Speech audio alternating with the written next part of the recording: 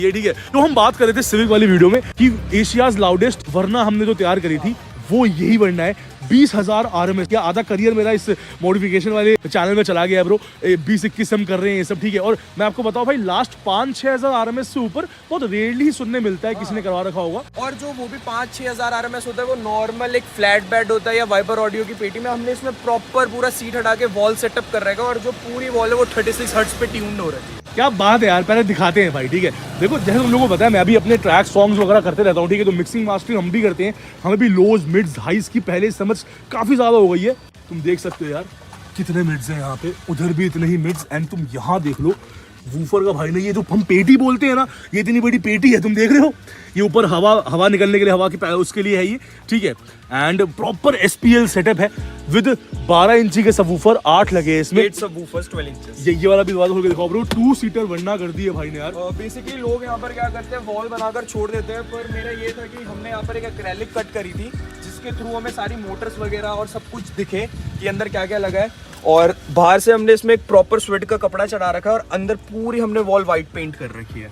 बहुत ही रेयरली देखने मिलता है भाई कि इस तरीके से पागलपन होना। ऐसी गाड़ी को फिर सड़क पे चलाना अवॉइड कर देते हैं। तुम चलाते हो इन गाड़ियों को? मतलब मैं जब भी चलाता हूँ तो बहुत देखकर ही चलाता हूँ। मतलब कुछ लोग होते हैं जिनको अच्छा लगता है, पर कुछ लोग होते हैं जिनको गुस्सा आता है। मतलब मैं बेसिकली बहुत कम लेके निकलता हूँ, क्योंकि लास्ट इंसिडेंट मेरे साथ ये हुआ था। अभी मैं अपने जहाँ रहता हूँ वहीं से जा रहा था और वहाँ से मैंने गाड़ी पास में ले जा रहा था और वहीं पर मैंने बेस चलाया, तो जो उसका प्रॉपर जो ऊपर बहुत बड़ा बोर्ड लगा था उसकी शॉप का, वो पूरा बोर्ड नीचे ही गिर गया। लास्ट बार क्या हुआ था कि मैंने अपने घर के नीचे ही बजाई थी, तो जो ऊपर से घर की मलबा ईंट थी वो सब नीचे गिर गया। वहाँ पर कंस्ट्रक्शन हो रही थी। तुम समझ रहे हो 20,000 RMS कितना होता है। एंड ब्रो तुम देख रहे हो किस तरीके से सब कुछ काम हुआ है। हमने ये वूफर की पेटी तुम्हें दिखा दी, इससे बड़ी पेटी मैंने आज तक जीवन में कभी नहीं देखी यार, ठीक है भाई। इसको मोनो ब्लॉक्स बोल रहे हैं। यस, ये मोनो एम्पलीफायर्स है, जो मोनो एम्पलीफायर्स है। एंड मोनो एम्पलीफायर का मतलब ही वो है जो सबवूफर्स को रन करे। मोनो आपके किक्स एंड बेस सारे मोनो पे होते हैं, ठीक है। एंड साउंड सारा वो स्टूडियो वगैरह में होता है। ये सब नॉलेज तुम लोगों को पता ही होगी।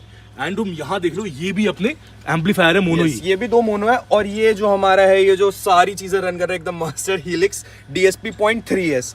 ये मतलब कि बहुत ही रेयर गाड़ियों में देखने के लिए मिलता है। और ये मतलब मैं देखा जाए पर्सनली, पहले जो मैंने गाड़ी सुनी थी, मैंने विदित भैया की सुनी थी ऑटो ट्यूनर्स, और उन्होंने ही मेरी ये गाड़ी बनाई है, वहीं से मैंने गाड़ी बनाई है।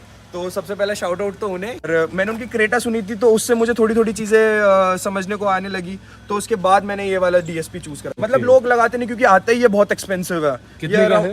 ये OnePlus है।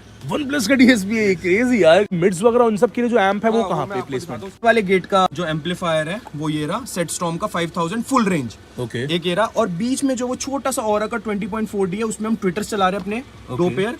और एक और मोनो एम्पलीफायर उधर है फुल रेंज का, वो उससे वो वाला गेट रन कर रहा है। तो यहाँ पर भी हमारे 3 एम्पलीफायर। तो वो भी मोनो एम्पलीफायर है? यस, नहीं फुल रेंज। हाँ, ये मोनो है फुल रेंज वाले।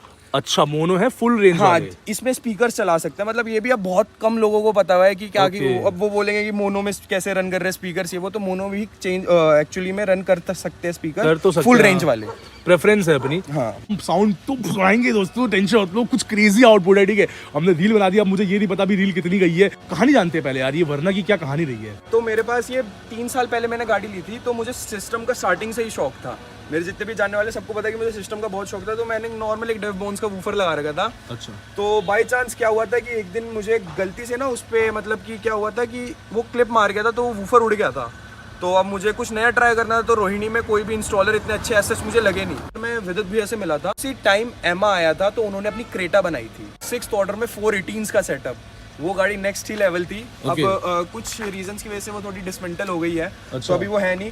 तब मुझे जाके शौक हुआ था कि हाँ, मुझे भी अब एमा में पार्ट वगैरह लेना है, कार बनानी है, ये सब चीज़ें। तो वहाँ से मुझे इसको बनाने का शौक चढ़ा था। और बेसिकली इस कार को बनने में बहुत टाइम लगा, 8-10 महीने बनने में लगे थे, क्योंकि वॉल सेटअप इजी नहीं होता। सीट हटा के प्रॉपर वॉल बनाना, पूरा वुडन का काम हुआ होगा। हाँ, बहुत टाइम लगा था। दिखा भी देते साथ से यार, बिल्कुल। उसमें वो सारी बहुत सारी चीज़ें लगी थी। वहाँ पर ही मुझे पता चला कि SPL सेटअप क्या होता है, क्या इतने बड़े सेटअप। क्योंकि मैं झूठ नहीं बोल रहा, मुझे इससे पहले पता ही नहीं था कि ऐसे सेटअप्स भी होते हैं।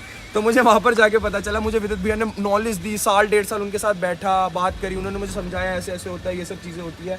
तब जाके मुझे ये सब चीज़ों के बारे में पता चला। मेरा सवाल ये, वरना ही क्यों लिया यार? वरना को ही क्यों प्रेफरेंस मिली? मतलब कि अब आप देख रहे होंगे कि जो सेटअप्स होते हैं वो SUVs वगैरह में होते हैं, कि वो होते हैं बेलिनो हो गई, ये सारी चीज़ें हो गई कि लोग इसमें करते हैं। ये वरना का है भी टॉप मॉडल।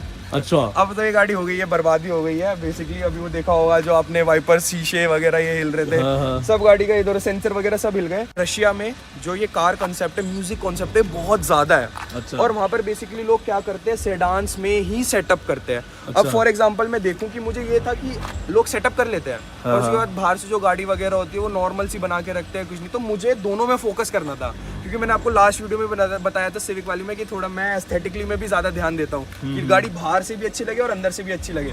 तो मेरे पास ये गाड़ी खड़ी भी थी, तो मैंने सोचा क्यों ना हम इसमें करें। सेडान में लोग नहीं कर पाते भाई, मतलब जब नॉर्मल भी वूफर लगाते हैं उसमें भी उनकी एयर पैसेज वगैरह की दिक्कत आती है, बीच में वो काट देते हैं पीछे से, आपने देखा होगा। डिफिकल्टीज तो हमें भी बहुत आई थी ये गाड़ी बनाने में। मैं ये नहीं बोलूँगा कि हमने ये गाड़ी भेजी, बन गई, बहुत जल्दी बन गई। हमें तो बहुत डिफिकल्टीज का सामना करना पड़ा था, क्योंकि इसमें एक्चुअली स्पेस भी कम थी। बोला भी था कि हम कोई और गाड़ी में प्लान कर सकते हैं, वो थोड़ी ऊपर चले जाएगी, वूफर्स भी ज्यादा आ जाएंगे। पर मेरी जिद थी कि नहीं, मुझे सेडान में ही करना है और इसमें ही करना है। अच्छा, तो और मेरी ये जिद थी। लेकिन ये एकदम वन इन एशिया गाड़ी है ये। हाँ हाँ, एशिया की loudest and one in Asia. आप मैं कह रहा हूँ कि मैं ओपन चैलेंज दे सकता हूँ कि आप मुझे दिखा दो किसमें ये सब के सेटअप किसमें हो रहा भाई, है। मुझे तो देखो पर्सनली मजा आ गया यार, मतलब लिटरली यार, तुम देख रहे हो मैंने सेडान में कभी भी ना ऐसा खतरनाक सेटअप, तुम देख सकते हो अंदर से अभी भी सबवूफर्स दिख रहे हैं। एंड यार अगर हम इस सबवूफर की बात करें, तुम्हें बताया था कि हाँ सबवूफर ने साथ बहुत दिया है, पर काफी कुछ दिक्कतें भी आई है इस सबवूफर से, क्योंकि इतना हैवी तो तुम रन कर रहे हो। एक्चुअली हमने इसको इसकी रेटेड पावर में ही चला रखा फिलहाल तो, बट क्या रेटेड पावर है 2500 RMS रेटेड पर वूफर। पर वूफर, और हमने भी एम्पलीफायर से ही 2500 RMS दे रखा है। तो पर मैं क्या कहता हूँ कि मैं अगर थोड़े टाइम भी थोड़ा ज़्यादा लंबा सेटअप चला दूँ ना, तो हीटिंग और स्मेल का बहुत इशू आता है कि वूफर्स बहुत जल्दी हीट हो जाते हैं और स्मेल आने लग जाती है। तो उसकी वजह से मुझे प्रॉपर पूरा सेटअप बंद करना पड़ता है और फिर बाद में रन करना पड़ता है। तो ये चीज़ मुझे अच्छी नहीं लगी कि मतलब कि कूलिंग इसकी इतनी वो है। तो बाकी मैं इन फ्यूचर अपग्रेड का सोच रहा हूँ। नेक्स्ट अपग्रेड मैंने सनडाउन सोच रखा है। अच्छा। कि ये हटा के सनडाउन्स के वूफर। बाकी लेट्स सी इन फ्यूचर, देखते हैं क्या होता है। भाई मैं तो बैठ ही नहीं पा रहा यार, कैसे बैठा हूँ नहीं मतलब मेरी तो हाइट फिलहाल इतनी है 5'7" है, तो उस हिसाब से मैं तो बहुत कंफर्टेबल भाई बैठ पाता हूँ। पीछे तुम देख रहे हो ना, अगले ने ऐसा सीन कर रखा है कि हम पीछे कुछ सीट भी नहीं कर पाएंगे एंड इसमें बैठने का सीन भी नहीं हो पा रहा है ऐसे यार, क्या क्रेजी कर रखा है भाई। ये क्या है यहाँ पे? अच्छा ये प्रॉपर जो यहाँ पर कंसोल वगैरह आता था वो सारा हमने यहाँ पर सेटअप कर दिया, और अंदर तो डोर हैंडल्स भी नहीं है, तो बाहर से गेट खोलना पड़ता है। अरे भाई साहब यार, क्या ही सीन है यार। भाई अब मेन वक्त है, अब साउंड सुनाते हैं यार। I hit the club with some ass touch and take it to the house, throw some racks and we back fucking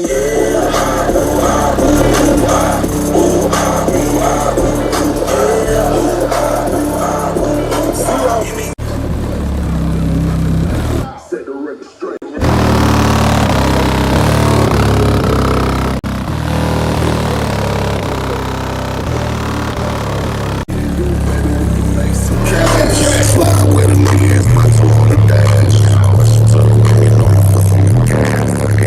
Fucking